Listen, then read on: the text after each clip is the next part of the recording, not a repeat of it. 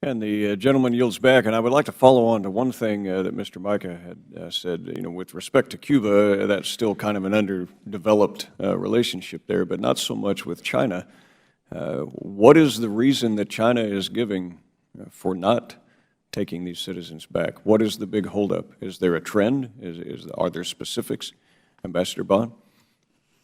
I have discussed this myself with the Chinese in Beijing and yesterday with China's ambassador here to emphasize again that we want to see this be a higher priority for the Chinese government. We want to see them put the resources in to this issue that would be required to resolve the high numbers that you've just heard cited. So there are different reasons that they give. Such as? They say, for example, that in some cases people may be in the United States with a Chinese passport. And they say, well, we would need to be able to look into whether that was a legitimate passport and whether it was issued to that individual. There are people out there in false identities and so forth. Some of the people have no identification because they tore up whatever they had before they came into the United States. And the Chinese have said, it's difficult for us to confirm the identity of some of these people, especially if they turn out to be from a rural area.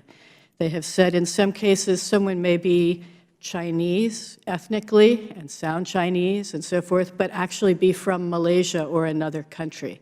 And they're not willing to document someone as a Chinese national unless they can confirm that that's the case.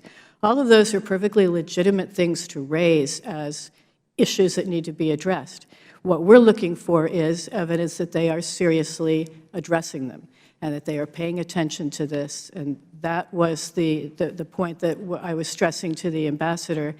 We don't want to hear excuses for why it's so hard. China is a big country. They do hard things. They can do this. Thank you. And the chair now recognizes the gentleman from Pennsylvania, Mr. Cartwright.